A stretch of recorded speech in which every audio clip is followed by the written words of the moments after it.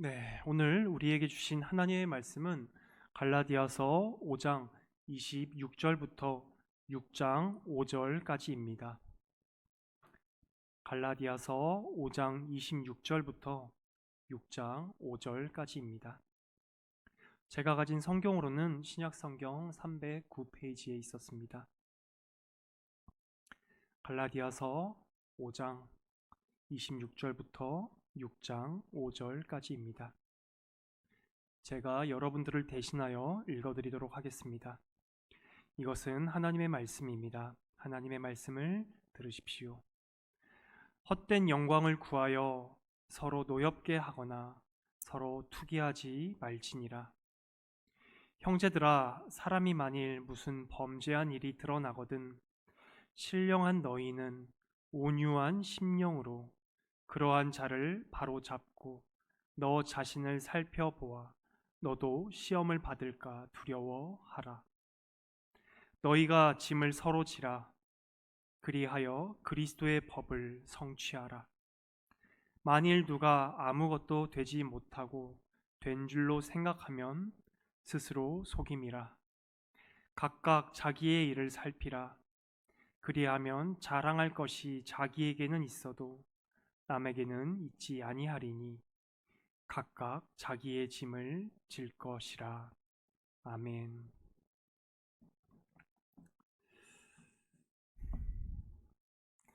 네, 우리는 지난 시간에 성령의 9가지 열매라고 불리우는 그러한 본문에 대해서 들었습니다.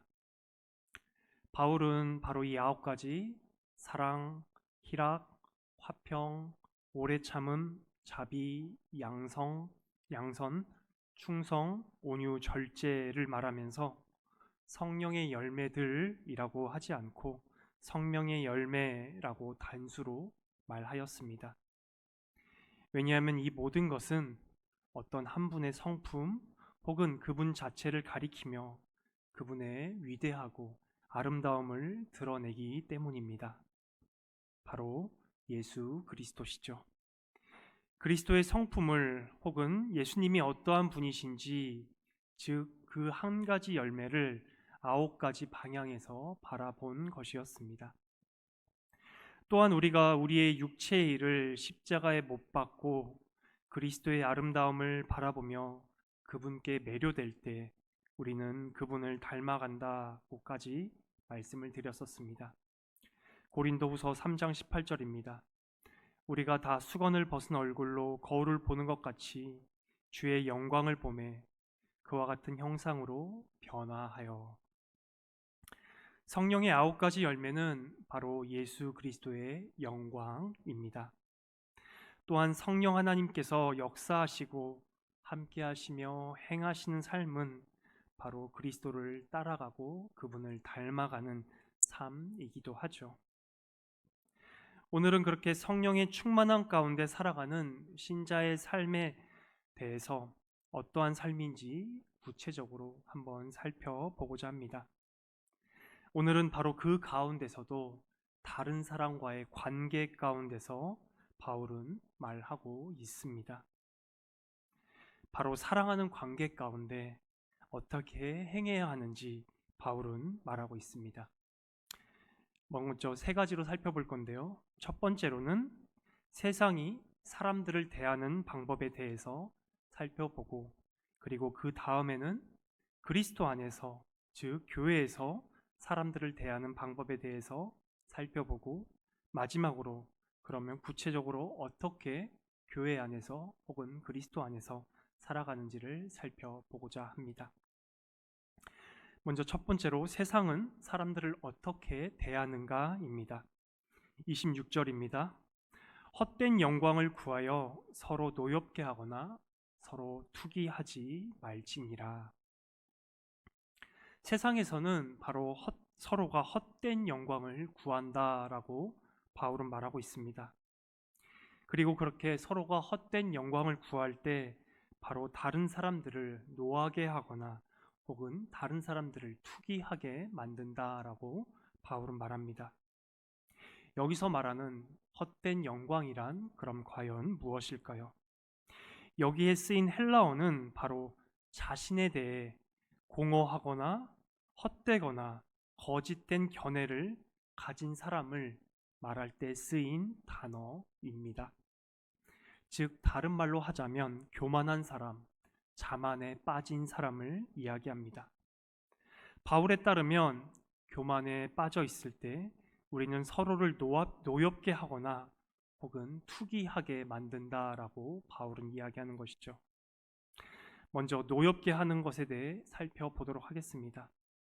어떤 사람이 자신이 다른 사람과 비교해서 자기가 그 사람보다 우월하다고 확신을 하면, 즉 그 사람보다 낫다고 교만하면 그것은 은연중에 상대방에게 흘러나가게 됩니다. 그렇게 되면 상대방이 그것을 느낄 때 바로 노엽게 만들죠. 혹은 반대로 상대방이 자신보다 우월하다라고 본인 스스로가 느낀다면 우리는 열등감에 빠지기도 쉽습니다. 그래서 상대방이 가진 재능이나 은사를 시기하고 질투하며 우리로 투기하게 만들죠. 그렇게 세상은 늘 이렇게 서로가 서로를 비교하고 경쟁하며 그렇게 만들어가면서 발전해 왔습니다. 하지만 바울이 22절에서 말하는 사랑은 정반대로 우리가 행하게 합니다. 다른 사람을 나보다 낫다고 여기며 그들을 섬겨라 라고 바울은 말합니다. 왜냐하면 우리는 우리 자신의 전적인 타락을 알고 있기 때문입니다. 속에 선한 것이 하나도 없는 상태를 알고 인정하기 때문에 우리 모두가 아무런 자격 없이 조건 없이 그리스도께 받아들여졌다는 복음을 우리는 알기 때문에 그렇게 할 수 있다라고 여깁니다. 그래서 교회는 경쟁을 통해서 성장하는 것이 아니라 서로가 서로를 섬기고 서로가 섬기를 사랑하면서 그렇게 유지된다라고 바울은 이야기하고 있죠.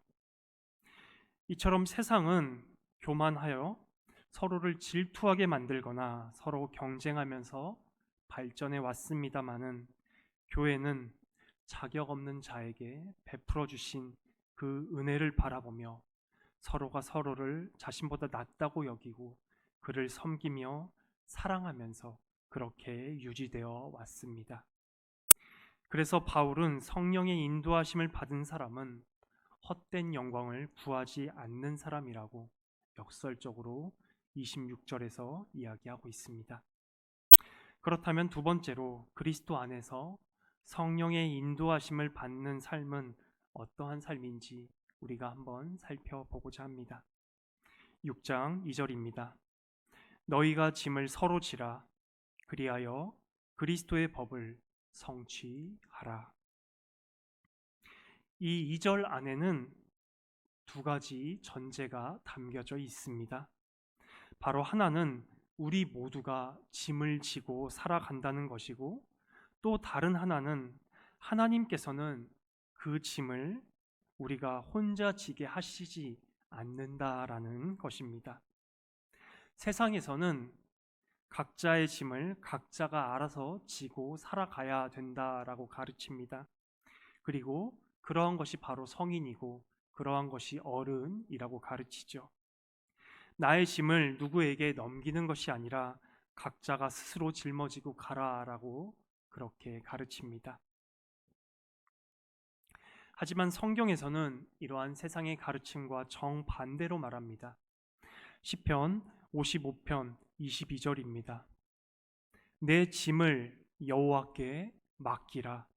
그가 너를 붙드시고 의인의 요동함을 영원히 허락하지 아니하시리로다. 우리의 짐을 여호와께 맡기라고 시편 기자는 말하고 있습니다. 또한 예수님께서도 우리의 상태를 정확히 알고 우리를 부르셨지요. 마태복음 11장 28절입니다. 수고하고 무거운 짐진 자들아 다 내게로 오라. 내가 너희를 쉬게 하리라. 우리의 짐을 여호와께 맡길 때, 혹은 우리의 짐진 그대로 예수 그리스도께로 갈 때 그리스도께서는 우리를 쉬게 해주신다고 약속하셨습니다. 베드로전서 5장 7절입니다. 너희 염려를 다 주께 맡기라. 이는 그가 너희를 돌보심이라. 우리의 짐을, 우리의 염려를 주께 맡길 때 주께서 우리를 돌보아 주신다라고 말씀하십니다. 그리스도께서는 우리 개개인을 구원하시지 않았습니다. 요즘 우리는 너무나 개인주의 시대에 살고 있기 때문에 마치 구원을 우리 개개인에게만 적용하며 사는 것이 참 익숙하기도 합니다. 하지만 그리스도께서 구원하신 것은 내가 아니라 바로 우리라는 교회입니다. 그렇기에 우리는 우리의 짐을 주께만 맡기는 것뿐만 아니라 서로 같이 우리의 짐을 나누어 가질 수도 있습니다.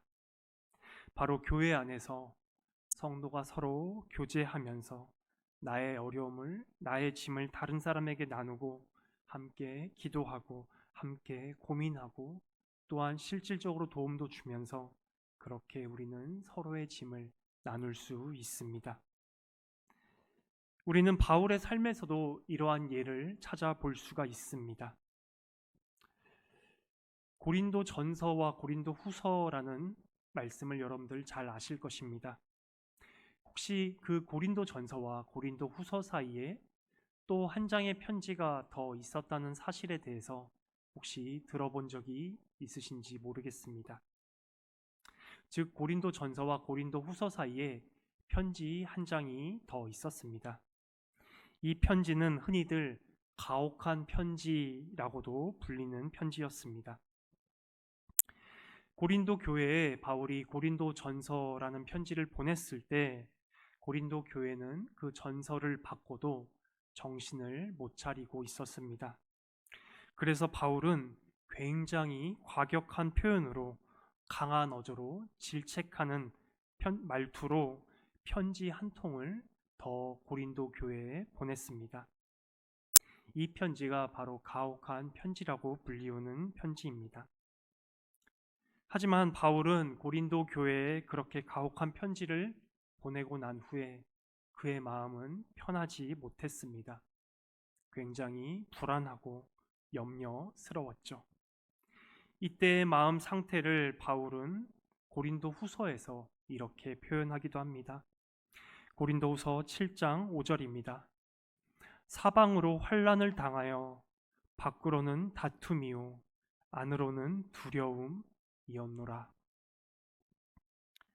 하지만 그때 바로 바울이 디도를 통해서 위로를 받고 또한 디도가 가지고 온 고린도 교회의 소식을 듣고 난 후에 바울은 마음이 평안해졌습니다. 바로 뒤에 나오는 고린도후서 7장 6절에서 7절입니다. 그러나 낙심한 자들을 위로하시는 하나님이 디도가 오므로 우리를 위로하셨으니 그가 온 것뿐 아니요 오직 그가 너희에게서 받은 그 위로로 위로하고. 바울은 자신의 염려와 자신의 걱정과 자신의 짐을 하나님께 드려서 받는 위로도 있었지만 인간적인 우정을 함께 나누며 함께 사역한 동역자인 디도로부터도 그러한 위로를 받았다라고 고린도 후서에 말하고 있습니다. 이처럼 신자는 이 세상을 살아가면서 우리의 짐을, 우리의 염려를, 걱정을, 근심을 하나님께 맡기기도 하지만 또한 교회와 서로 나누면서 살아가도록 그리스도께서는 우리 모두를 구원하셨습니다. 그리고 교회라는 이름으로 우리를 하나로 묶으셨죠. 그렇게 서로 짐을 지는 것은 바로 그리스도의 법을 성취하는 것이다 라고 바울은 말합니다.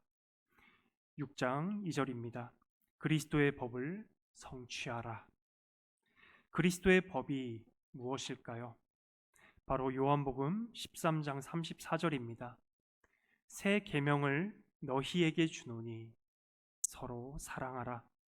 내가 너희를 사랑한 것 같이 너희도 서로 사랑하라. 바로 사랑입니다. 이것은 또한 바울이 갈라디아서에서 이전에도 말했던 내용이기도 합니다. 5장 13절에 오직 사랑으로 서로 종노릇하라. 그리고 14절에 내 이웃 사랑하기를 내 자신같이 하라 라는 말과 일맥상통하는 말이기도 합니다. 이에 대해 종교개혁가인 루터는 이 부분을 이렇게 말하기도 하였습니다. 그러므로 그리스도인들은 강한 어깨와 튼튼한 뼈를 가지고 있어야 한다. 왜냐하면 다른 사람의 짐을 함께 지고 갈 만큼 건강하기 때문이다 라고 말하기도 했습니다. 그러면서 바울은 또한 3절을 언급합니다. 만일 누가 아무것도 되지 못하고 된 줄로 생각하면 스스로 속임이라. 이 말은 우리가 바로 좀 전에 살펴본 세상의 방식을 떠오르게 합니다. 바로 헛된 영광을 구하는 사람과 같은 사람이기도 합니다. 즉, 자기 자신이 대단히 뛰어나고 잘난 사람이라고 생각하는 사람은 다른 사람의 짐을 지기 싫어하고 다른 사람의 짐을 거절하기도 합니다. 헛된 영광을 구하는 사람은 또한 스스로 속이는 사람이기도 합니다.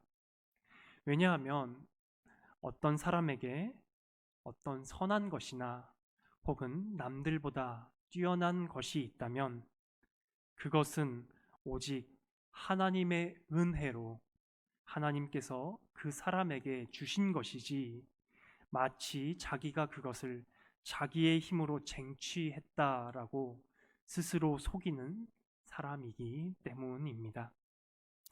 성령 하나님께서 우리의 눈을 열어 우리 자신 그대로를 보게 하실 때 우리는 우리 속에 선한 것이 하나도 없음을 고백하게 됩니다. 혹여나 우리 안에 선한 것이 있다면 그것은 오직 전적으로 하나님께서 우리에게 값없이 주신 은혜이죠. 그리고 바울은 또한 4절과 5절을 말합니다. 각각 자기의 일을 살피라. 그리하면 자랑할 것이 자기에게는 있어도 남에게는 있지 아니하리니 각각 자기의 짐을 질 것이라. 여기서 5절이 마치 우리가 좀 전에 살펴본 2절과 바울이 정반대로 말하는 것처럼 보이기도 합니다만 바울은 정반대의 말을 하고 있지 않습니다.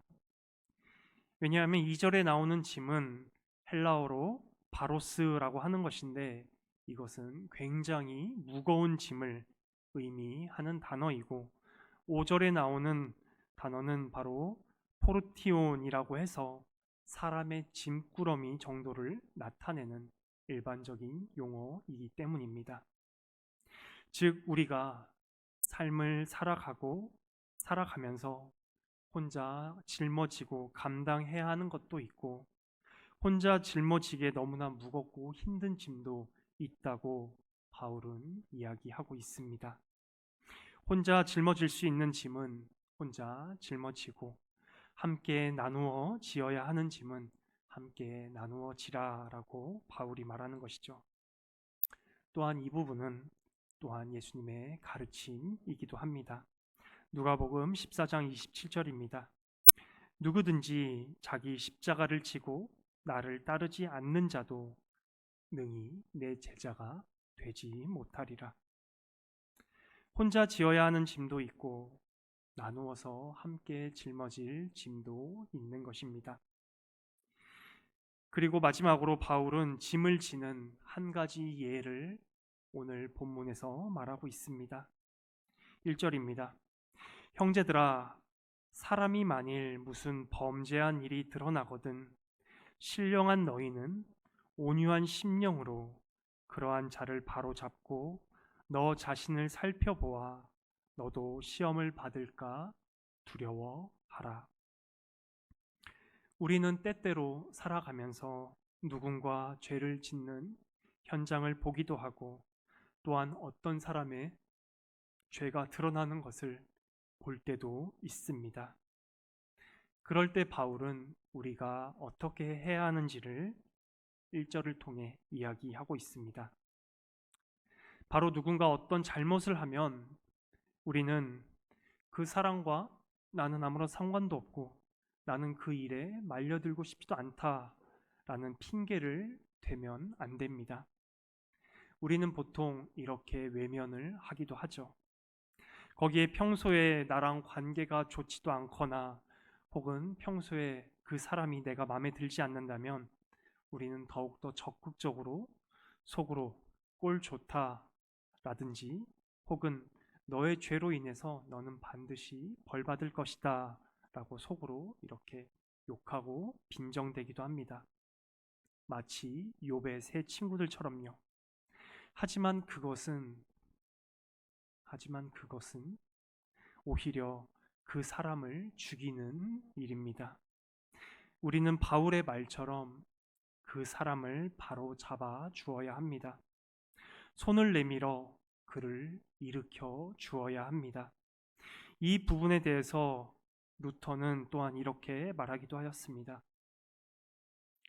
그에게 달려가서 당신의 손을 내밀고 그를 다시 일으켜주고 친절하고 따뜻한 말로 그를 위로하며 어머니 같은 팔로 그를 안아주라 라고 루터는 말했습니다. 누군가 어떤 잘못을 했을 때 그 사람을 정죄하는 것은 그 사람을 더욱 죽이는 일입니다. 낭떠러지에서 그를 미는 것과 다를 바 없지요.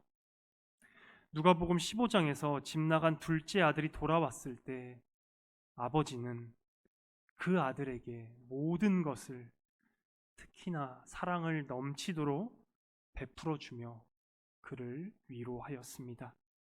그래서 바울은 바로 1절에 온유한 심령으로 바로 잡아주라라고 말하고 있죠.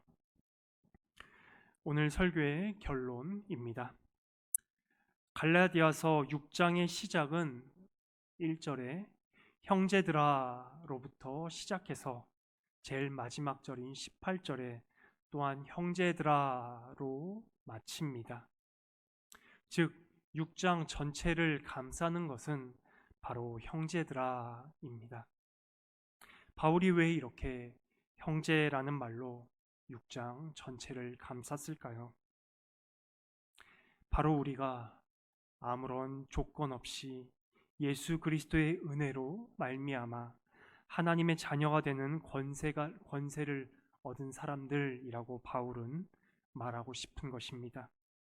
그 권세로 우리는 하나님께 입양되었고 그리스도 안에서 한 형제가 되었다라고 바울은 말하고 싶은 것입니다. 바울이 또한 4장에서 형제 혹은 아들이라고 표현하면서 하나님의 나라를 유산으로 받는 자라는 표현을 사용하기도 했었죠. 우리는 그리스도 예수 안에서 함께 사랑하고 살아가는 한 가족입니다. 바울은 그 복음 안에 사는 우리에게 서로 사랑하면서 서로의 짐을 함께 나누어지라 라고 권면합니다. 그리고 복음이 역동하는 사람은 바로 성령 하나님께서 행하시는 사람이고 그리스도와 연합된 사람이기도 하지요. 오늘 설교의 복음입니다. 창세기 4장 9절입니다. 내가 내 아우를 지키는 자이니까. 원죄 이후에 첫 살인을 저지른 가인이 한 말입니다. 우리도 이 가인처럼 될 수도 있습니다. 우리의 이웃을 우리가 사랑하지 않고 우리의 이웃의 짐을 우리가 함께 짊어지지 않는다면 우리도 이 과인과 같은 말을 하는 것과 다를 바 없습니다. 한 가지 또 가정을 한번 해보도록 하겠습니다. 만약 예수님께서 우리의 죄의 짐을 짊어주시지 않았다라고 하면 우리는 어떻게 되었을까요? 만약 예수께서 왜 제가 저 죄인들의 짐을 대신 짊어지고 십자가에서 죽어야 합니까? 라고 성부 하나님께 반문하셨다면, 그리고 그냥 그렇게 승천하셨다면 우리는 어떻게 되었을까요? 정말 너무나 상상하기도 싫습니다. 만약 그렇게 됐다면 우리는 아무런 말도 없이 한마디 하지도 못하고 곧장 다 지옥으로 직행하는 것이겠죠. 하지만 그리스도께서는 이렇게 반문하시지 않았습니다. 그냥 그리스도께서는 우리를 사랑하셔서 우리의 짐을 대신 짊어지고 십자가로 가셨습니다. 그렇게 우리를 향한 사랑을 그분께서는 행동으로 보여주셨죠.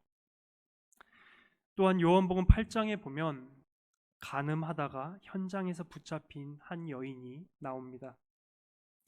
그때 모든 사람들은 그 여자를 정죄하며 돌로 쳐 죽일 생각뿐이었습니다. 하지만 예수께서는 바로 용서를 택하십니다. 바로 또 그 용서를 통해 그 여인을 육적으로도 살려주시고 또한 영적으로도 살려주십니다. 그리고 그녀에게 창피를 주려고 하는 자들이 오히려 창피를 당하게도 하시죠. 그녀에게 창피를 주려고 하는 자들은 바로 헛된 영광을 구하는 자들이었습니다. 자신은 저런 간음하는 여인과 같지 않다고 스스로 영광을 취하려던 자들이었죠. 하지만 예수께서는 사랑으로 그 여인을 감싸 안아 주셨습니다. 그리고 자비로 대하여 주시고 용서해 주셨죠.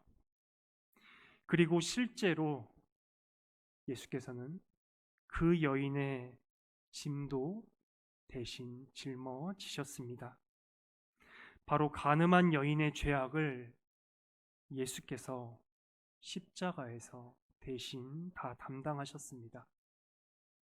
그리고 그분께서는 정말로 우리의 모든 짐도 우리의 모든 죄도 다 짊어지시고 십자가에서 담당하셨습니다. 그렇게 여인에게 온유한 마음으로 용서해 주신 예수께서는 오늘도 우리를 부르고 계십니다. 그리스도께로 오십시오. 그리스도 안에서 우리의 짐을 그분께 드리고 우리가 또한 우리의 서로의 짐을 서로 같이 짊어지는 그런 사랑의 공동체, 그런 복음의 공동체가 바로 우리 낙현 교회가 되기를 정말 간절히 진심으로 소망합니다.